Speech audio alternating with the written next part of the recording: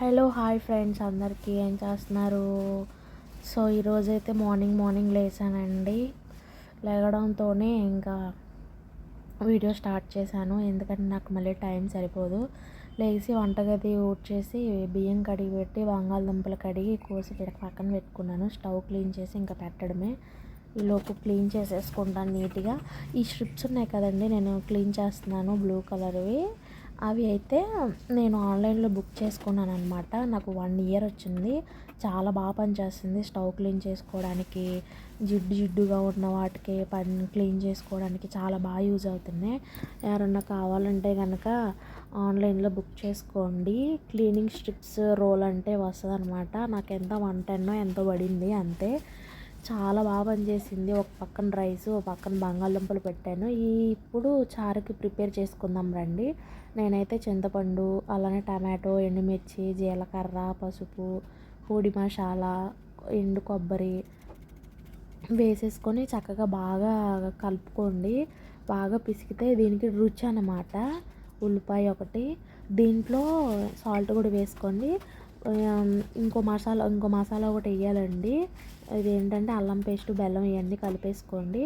మసాలా అని చెప్పాను కదా, అది ఏంటిది, కందిపప్పు ఉంటుంది చూసారా, ఆ కందిపప్పుతో, అలానే దాంట్లో జీలకర్ర, ఒక వెల్లుల్లిపాయి, ధనియాలు, ఒక ఉల్లిపాయ మొక్క, మిరియాలు చక్కగా దంచేసి, కొంచెం కచ్చాపచ్చ దంచేసి, ఇప్పుడు దీంట్లో వేసిన ఇంగ్రీడియంట్స్ అన్నీ వేసి అప్పుడు ఇలా కలిపి చారు పెట్టుకుంటే అండి అసలు వేరే లెవెల్ టేస్ట్ ఉంటుంది, ఎదిరిపోతుంది. కాకపోతే నాకు టైం లేదు, అందుకనేసి నాకు టైం సరిపోదని నేను వీటితో ఇలా చేసుకుని చాలా కమ్మగా ఉంటుంది. నేనైతే బంగాళదుంపలు ఉడికినాయా లేవా అని టెస్ట్ చేస్తున్నాను అన్నమాట. అన్నం అయితే కొంచెం వాటర్ ఎక్కువ పోసానండి నేను, అందుకే వంచేద్దాం రండి. ఇదైతే వంచేసాను, అయిపోయింది. పొయ్యి మీద పెట్టేసుకుందాము. ఇదైతే అయిపోవచ్చింది. కొంచెం సగగు పెట్టేసుకొని ఒక 5 మినిట్స్ ఉంచేసుకుందాం. ఈలో బంగాళదుంపలు ఉడికిపోయినాయి. చారుకు తాలింపు వేసేసుకుందాము కట్టేసి. చారు తాలింపు వేసుకుందామండి. ఫస్ట్ ఆయిల్ వేసేసుకోండి. ఇది చారు అనమాట. ఎవరన్నా ఒకవేళ వస్తుంది అనుకోండి అందరికీ, రాని వాళ్ళు అయితే ట్రై చేయండి. ఇదైతే చారు, జీలకర్రను ఆవాలు వేసాను ఓన్లీ అంతే. ఇందాక మనం అన్నీ ప్రిపేర్ చేసుకున్నాం కదా కలిపి, అది దీంట్లో ఏమో కరివేపాకు ఒకటి వేసుకోండి. చక్కగా కొంచెం బాగా వేగిన తర్వాత వాటర్ పోసేసుకోండి. ఇందాక మనం కలిపి పెట్టుకున్న గిన్నె ఉంది కదా, దాంట్లో కొంచెం ఏమన్నా ఉంటుంది అనమాట, ఆ గిన్నెతో పోసుకోండి. మీకు ఎంత చారు అయితే కావాలో అలాగా. ఇంట్లో 4 మెంబర్స్ ఉన్నారనుకోండి, ఒక 2 టమాటాలు అలా వేసుకోండి. ఒకవేళ కనుక 6 అలా ఉంటే ఒక టమాటా ఎక్స్ట్రా వేసుకుంటే సరిపోతుంది. ఇప్పుడు ఏంటంటే బంగాళదుంపల్లోకి అనమాట కర్రీ. ఇవి అరకిలో బంగాళదుంపలకి ఒక 4 ఉల్లిపాయలు అనమాట. 2 పచ్చిమిరకాయలు, కొంచెం కొత్తిమీర, కరివేపాకు అన్నీ కోసేసి కడిగేసి పక్కన పెట్టేసుకుంటున్నాను అనమాట. ఈలోపు ఇవి కోసి పక్కన పెట్టుకున్నాను అనుకోండి, బంగాళదుంపలు చల్లారిపోయినాయి కదా, ఒలిచేసి ఎమ్మటే కూర వేసేసుకోవచ్చు. చారు అయితే బాగా మరిగిపోయింది. చారు ఎంత మరిగితే అంత కమ్మగా ఉంటాయండి. ఉప్పు అవన్నీ టేస్ట్ చూసుకోండి. చక్కగా కమ్మగా బాగుంటుంది అనమాట. ట్రై చేయండి చారు ఇలాగా. వచ్చనుకోండి చాలామందికి ఇలా ఈ చారు ట్రై చేయండి, చాలా కమ్మగా ఉంటుంది. నేను ఏ వంట చేసినా బాగుంటుందని అందరూ అంటుంటారు. అంటే నా గురించి నేను గొప్ప చెప్పుకోవడం కాదు, నిజంగానే ఏం చేసినా అలా కుదిరేస్తుంది అనమాట. మా మమ్మీ లేకపోయినా నాకు అన్ని వంటలు నాకు వచ్చాయంటే చాలా గ్రేట్. ఎందుకంటే యూట్యూబ్ మహిమ. నాకు మా అమ్మ లేకపోయినా యూట్యూబ్ తెల్లి ఉందండి. అంటే ఇప్పుడు అన్నీ వచ్చేసినాయి అనుకోండి. బంగాళదుంపలు అయితే చేస్తున్నాను.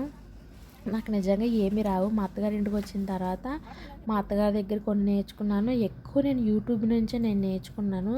నాకు ఏమి వచ్చేవి కాదు, అన్నీ యూట్యూబ్. రొయ్యలు ఎలా అలవాలి, పీతలు ఎలా చేయాలి, కొన్ని ఏంటంటే వాళ్ళు వీళ్ళు చేస్తూ ఉంటే చూసి నేర్చుకున్నాను. చెయ్యి అయితే బాగా కాలిపోతుంది, మరి టైం అయిపోతుంది కదా, అందుకే చారు అయితే బాగా మరిగిపోయినాయి. ఇప్పుడు కూరగా తాలింపు వేసేసుకోవచ్చు, మనకి అయిపోవచ్చుని. బంగాళదుంపలు కూడా ఒలిచేసాను.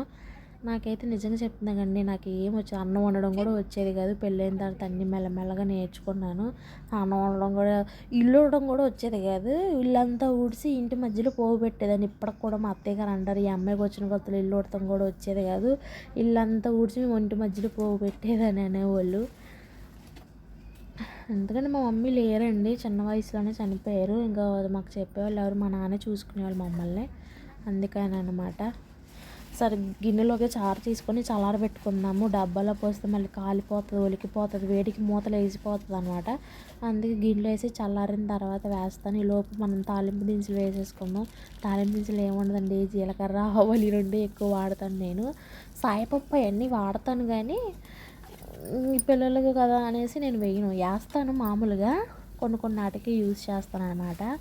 దీంట్లో వచ్చేసి ఉల్లిపాయలు, పచ్చిమిరకాయలు, కరివేపాకు చక్కగా వేసేసుకొని కొంచెం పసుపు కూడా వేసేసుకొని వేపేసుకుందాము.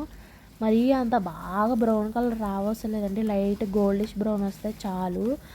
మధ్యలో ఉల్లిపాయ ముక్కలు తగులుతూ ఉంటే తింటుంటే చక్కగా కమ్మగా ఉంటుంది. దీంట్లో కొంతమంది అల్లం పేస్ట్ వేసుకుంటారు కానీ నేను ఏంటంటే కుర్మా కూరలు ఉంటాయి చూసారా, వాటిలో వేస్తాను, నేను వీటిలో వెయ్యను. దీనికి టేస్ట్ ఏంటో తగ్గిద్ది అని అన్నట్టు అనిపిస్తుంది అనమాట. కొంతమంది పెరిగిద్ది అంటారు, నాకేంటో తగ్గిద్ది దీని టేస్ట్ అని అనుకుంటాను. ఒక్కొక్కసారి వేస్తాను అనుకోండి, నచ్చదు అంతగా, అందుకని అంతకు మించి ఏం లేదు. మామూలు కుర్మా కూర ఉంటుంది చూసారా, చపాతీల్లోకి చేస్తాను. అది మామూలుగా వేరే కర్రీస్ వండుతున్నప్పుడు బిర్యానీలోకి వాటిలోకి అయితే వేస్తాను అనమాట. కొంచెం ఉప్పు వేసేసుకుందాము. ఉప్పు వేసేసి బాగా కలుపుకోండి. బాగా ఎక్కువ శుద్ధ అయిపోద్దాలు అనేసి ఎక్కువ కలుపుకోవసరం లేదండి. నేనైతే ఇది నా స్టైల్ బంగాళదుంప కర్రీ. ఏమన్నా ట్రై చేసే వాళ్ళు ఉంటే ట్రై చేయండి. అందరికి వచ్చి అనుకోండి, రాని వాళ్ళకైతే మాత్రమే చెప్తున్నాను. కారము కొత్తిమీర వేసేసుకొని చక్కగా కలబెట్టేసుకొని కాసేపు వేగనివ్వండి. వేగిన తర్వాత కొంచెం ఆయిల్ ఏమైనా తగ్గినట్టు ఉంటే వేసుకోవచ్చండి. నాకైతే బాగానే ఉంది, నేనైతే చాలా ఆయిల్ పోసాను అనమాట. సరిపోయింది. నేను ఈలోపు వాటర్ పెట్టేస్తాను, టైం అయిపోవచ్చింది. వేడి నీళ్ళు పెట్టడానికి టైం లేదు, ఎందుకంటే ఇవన్నీ చేయడానికి టైం ప్రాసెస్ ఎక్కువ అవుతుంది కాబట్టి. మనం ఎంత పొద్దున్న 4:30కి లేచినా మనకు టైం సరిపోదు. అటు ఒక గంట ఇటు ఒక గంట వేయడమే సరిపోతుంది. కర్రీ అయితే అయిపోయింది, బాక్స్లో పెట్టేసుకుందాము. ఆల్రెడీ నేను ఇప్పుడు పెట్టి కింద కూడా వేసాను అన్నం మెతుకులు భూదేవికి. రైస్ పెట్టేసుకుంటాను. ఈ బాక్సులు అండి మేము స్నాక్స్ కానీ తీసుకున్నాము, కానీ ఈ రైస్కి పని చేస్తున్నాయి. ఒక బాక్స్ రౌండ్ బాక్స్ వచ్చి 275, ఇదేమో 225 పడిందండి. ఏంటి అంత కాస్ట్ అని అడగరేంటి? అదో స్టెయిన్లెస్ స్టీల్ అంటండి, అందుకే బాగా కాస్ట్ ఎక్కువ అంట. తీసుకున్నాము. సర్లే క్యారేజీలు వస్తే అప్పుడు తీసుకొచ్చిలో నూరుకున్నాం, ఇంకా నేను కూడా వెళ్ళలేదు. కర్రీ అయితే బాక్స్లో పెట్టేద్దాం. ఉండడానికి క్వాలిటీగానే ఉన్నాయిలేండి, బాగున్నాయి, ఏ మాటగా మాట చెప్పుకోవాలి. కానీ అంటే పిల్లలు కదా, స్టీల్యే పెడతాను ఎక్కువ నేను, ప్లాస్టిక్ అసలు వాడను. లంచ్కి స్నాక్స్కి ఏమంటారో స్నాక్స్కి ఎప్పుడన్నా పెడతాను, స్టీల్యే ఎక్కువ వాడతాను నేను. ఈ బాటిల్స్ కూడా అంతేనండి, 560 ఎంతో తీసుకున్నాడు ఒక్కో బాటిల్ వాడు. మిల్టన్ అనమాట. ఎక్కువ కూలింగ్, హాట్ వాటర్ ఎక్కువసేపు వేడిగా ఉండడం, కూలింగ్ వాటర్ ఎక్కువసేపు వేడిగా ఉంటాయి అన్నారని సర్లేని తీసుకున్నాము. స్నాక్స్ వాళ్ళు దాసేసుకున్నారు, ఎవరికాళ్ళకి వాళ్ళు ఏదో ఒకటి పెట్టేసుకుంటారు. నాదైతే క్యారేజీల పని అయిపోయింది. ఇంకా మా పిల్లల్ని రెడీ చేసి జల్లేసి వాళ్ళకి బొట్లు పెట్టి ఇక రెడీ చేసి బయటికి తీసుకెళ్ళాలి పెళ్లి కూతురులాగా. మన పని అయిపోయింది. బయట వాళ్ళు కూర్చొని మాట్లాడుకుంటున్నారు కాబట్టి నేను బయటకు చూపించలేను అన్నమాట. వాళ్ళు వెళ్ళిపోయినాక చూపిస్తాను. పిల్లలు వ్యాన్కి వెళ్ళేటప్పుడు. క్లైమేట్ అయితే ఎలా ఉంది, గ్రీనరీగా ఉంది. ఇటువైతే చాలా బాగుంటుంది చూడండి. ఇది పక్కన వాళ్ళు ఇల్లు అనమాట. మహేష్ బాబు ఏంటో అరుచుకుంటున్నారు, ఇది నెక్కరేసుకుంటున్నాడు. వ్యాన్ అయితే వచ్చేసింది, రెడీ అయిపోయారు మా పిల్లలు. జిమ్మిగాడు కూడా సెండ్ ఆఫ్ చెప్పడానికి వచ్చేసాడండి. Bye friends. నా వీడియో నచ్చినట్లయితే లైక్ చేయండి, షేర్ చేయండి, సబ్స్క్రైబ్ చేయండి, ప్లీజ్ సపోర్ట్ మీ. మా పిల్లలు అయితే వెళ్ళిపోతున్నారండి, బాయ్ చెప్పేద్దాం. బాయ్. మా పిల్లలు రోజు ఇదే టైంకి ఎదుగుండి వెళ్తారు. పొద్దున్న కరెక్ట్గా 7:05 లేకపోతే 7:02 వస్తుందండి. 5 నిమిషాలు ముందే వచ్చింది కానీ అనకరాదు. మా వైపు వెదర్ చూసారు ఎంత బాగుందో. జిమ్ కూడా అయితే బయటకు వెళ్ళాడు అనమాట.